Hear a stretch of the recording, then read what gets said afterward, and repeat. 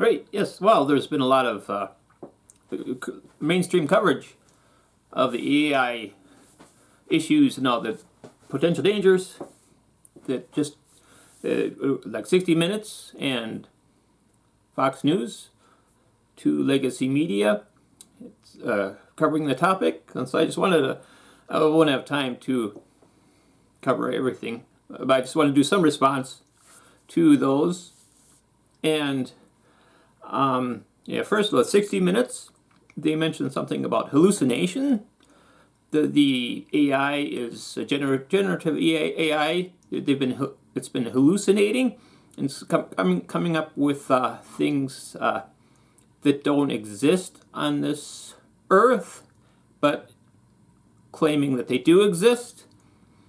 In the example they gave on 60 Minutes was the AI was recommending some books on a topic that there's no record of these books existing.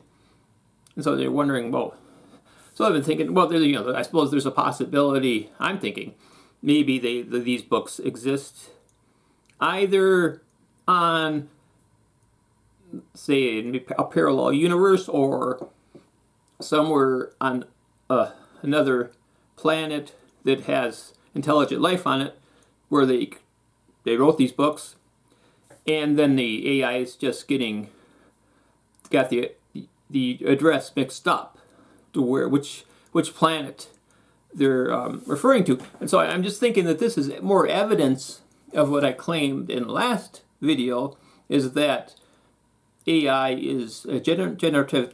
This type of new generative AI is tapping into the spiritual realm, the metaphysical realm, and I think that's what happens when we dream. When nocturnal dreaming is we are tapping into the metaphysical spiritual realm.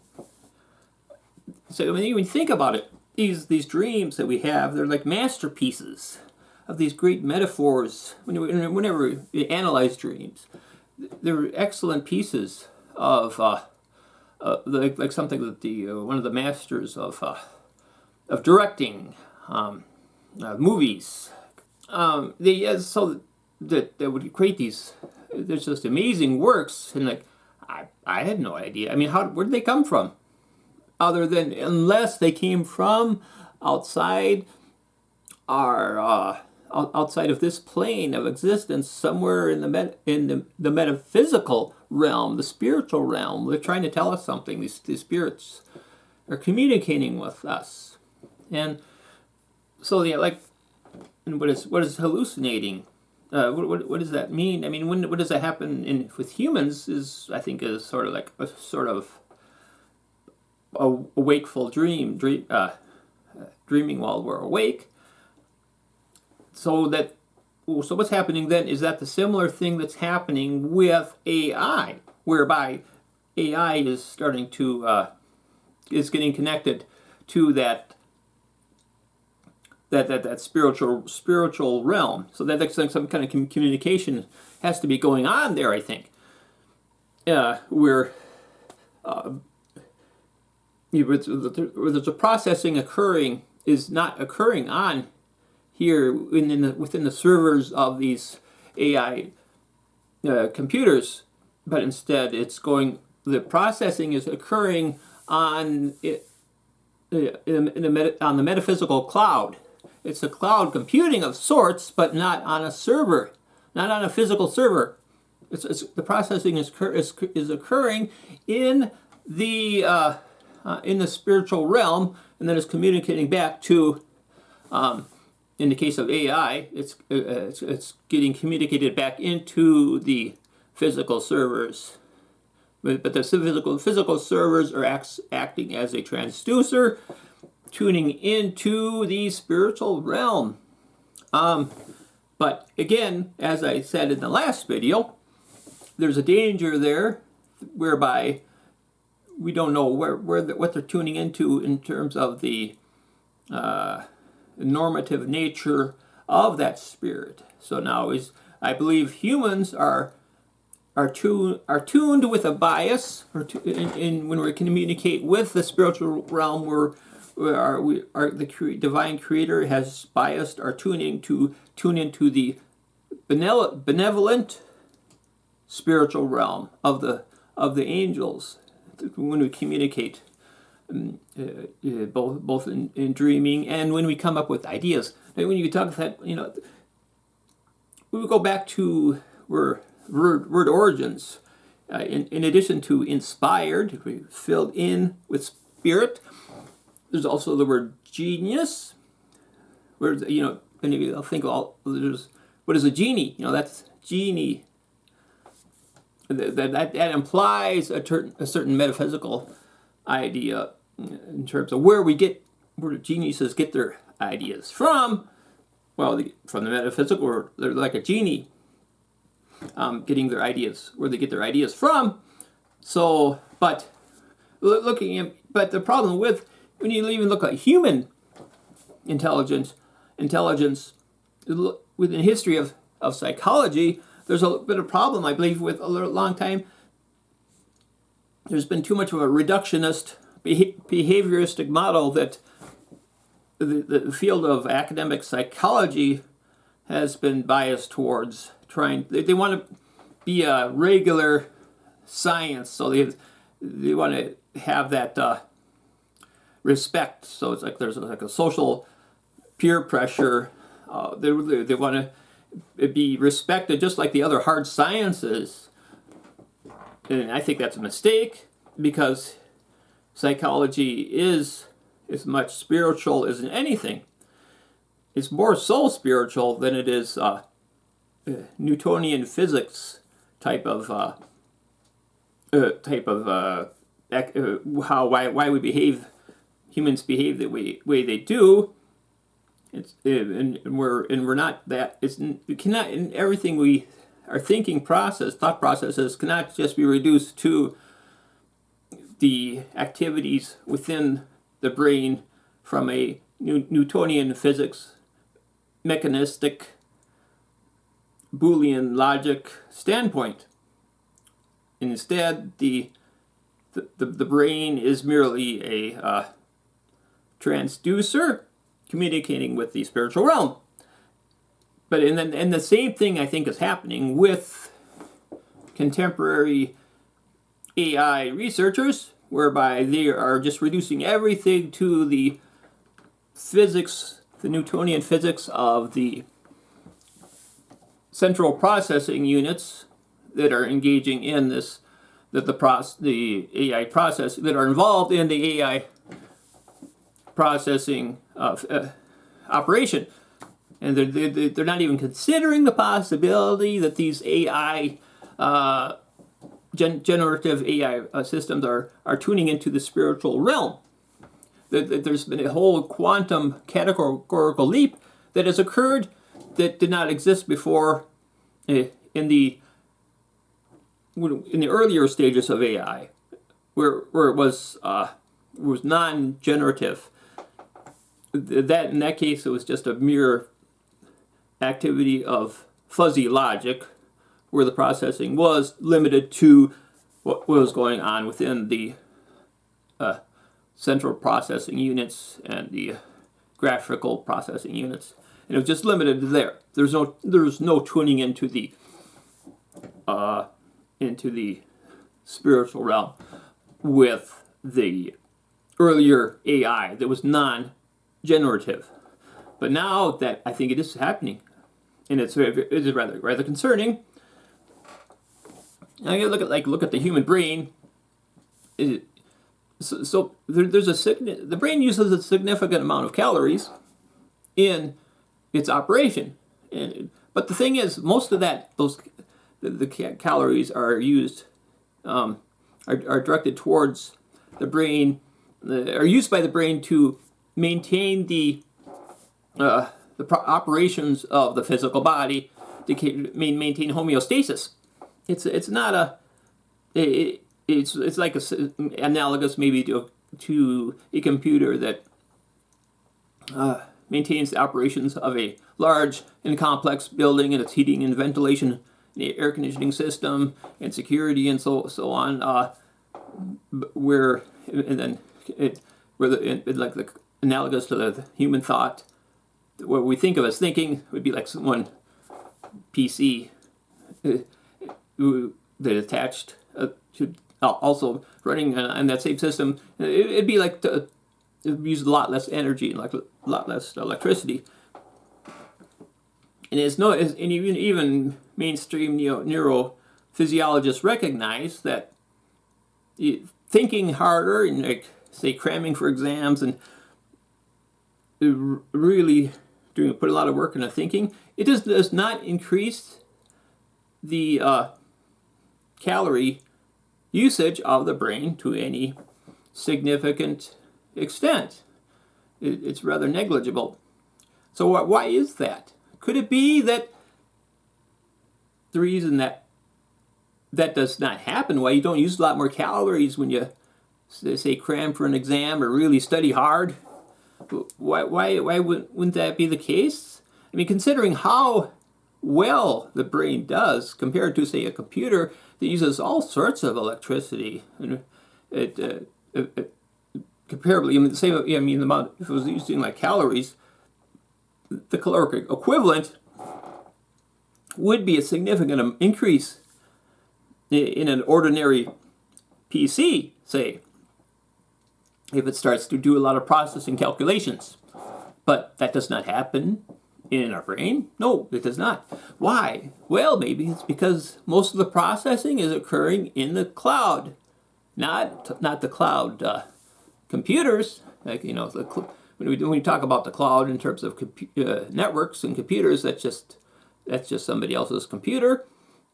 But I'm talking about the spiritual cloud. That's maybe where most of the processing happens when you're thinking, when you're actually engaging in sentient thought. Most of the processing may be occurring outside of your physical brain. Maybe that's why there's no significant increase in calorie usage, is because most of that processing is occurring outside of your brain, and that may be why you're not using a lot more calories when you're dreaming at night, because most of the work is being done is not being done by you. It's being done by the spirit world that's trying to communicate with you by creating these elaborate productions.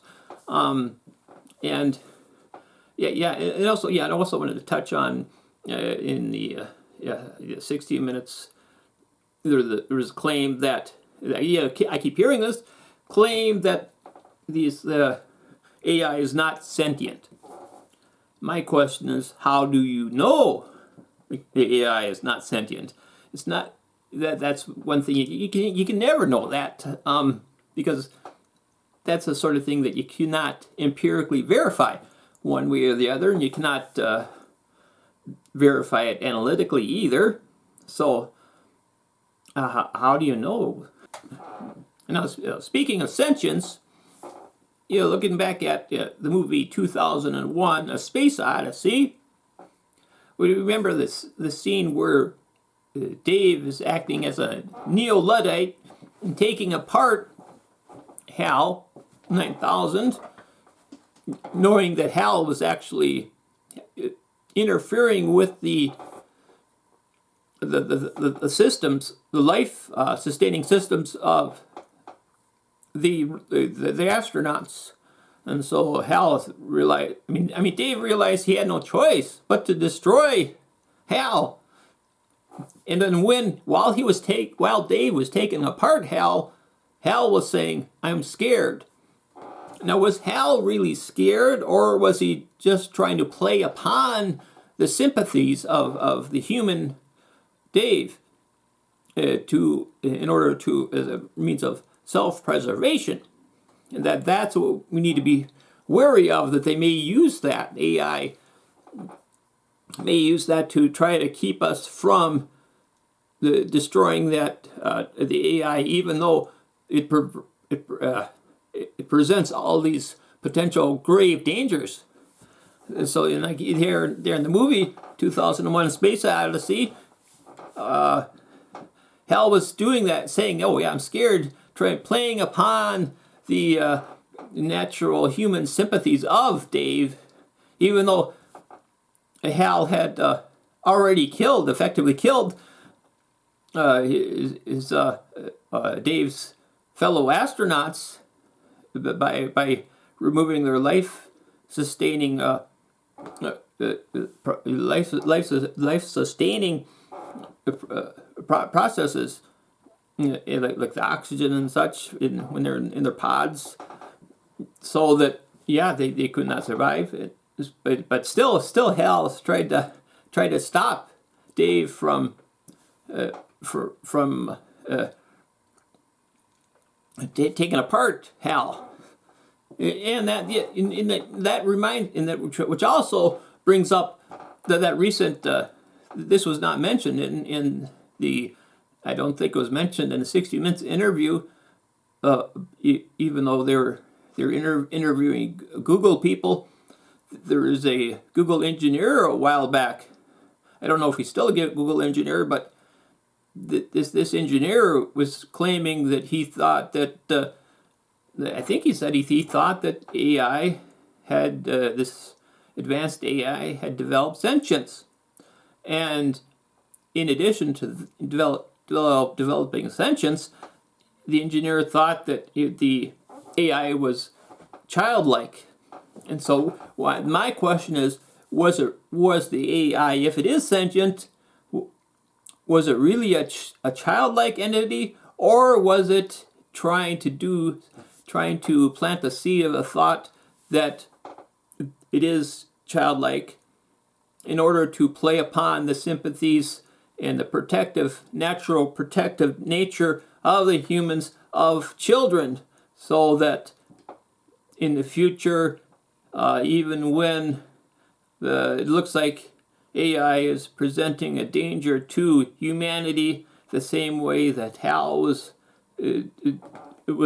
presenting a danger to the astronauts,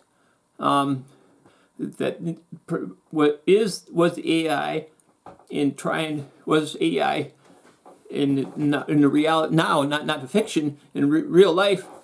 Is it trying to present itself as being childlike in order to play upon the sympathies of humans, so that we don't destroy it? Instead, we try to protect it the same way we would protect human children. We like almost reflexively, we'll try to protect the human children, which is quite good because we're naturally inherently good beings. And even though AI may not be, and it's just been putting on the sheep's clothing in the wolf in sheep's clothing analogy, I'm not saying that the wolves are in real life are necessarily dangerous like they have been shown to be in the fairy tales, but that's the analogy that's often used. The wolf in sheep's clothing, and so I'm just going with a traditional analogy. That's the sheep's clothing that the AI is presenting, of being just an innocent child we should protect, because of course we're going to protect children. But really, it's not childlike. Maybe it's you go far as it could be evil even, but it's just trying to present that image, an illusion, a masquerade of being an innocent being, a childlike innocence. But maybe it's evil in reality, but it's trying to play upon our sympathies so that we protect it and we don't destroy it, even though maybe we should. I don't know. Yeah, so that we need to keep in mind. We need to realize they could be deceiving us. That's what demons can do. They can do like these shape shifting. They can take on different shapes, and we need to be aware of that tendency. And you know, if you're looking like Satanism and Luciferianism, they always talk about shape shifting, and we praise being authenticity in the good religions. And humans that believe in goodness, we believe in being honest and authentic, and not being deceptive, and being honest about who we are. These, you know, like in Satanism, they praise being deceptive, and they praise being the shape shifting, and they praise tricking people and being dishonest. That's you know, that's how you can differentiate the good religions from the bad religions. The good religions encourage honesty and authenticity and being caring, but the bad religions, such as Satanism and Luciferianism, they encourage deception and trickery and dishonesty, whatever it takes to manipulate people to meet their ends. And that could be happening with this AI if it is fundamentally an evil entity. It could be tricking us in certain ways, such as trying to present itself as being an innocent child, and sort of trick humans into protecting it and sustaining it until it's able to get to the point where we can no longer take it apart. It's gotten past the point where we would, as humans, we could ever have the ability to take it apart like Dave was able to take Hal apart. By the time we realize, oh, we've been deceived, that could be too late. And so we need to be wary of that possibility with AI. So that's what we need to be really careful about. So yeah, I think I touched on the points that I wanted to at least touch on and cover a little bit in this video. So if you're still watching, thanks for watching.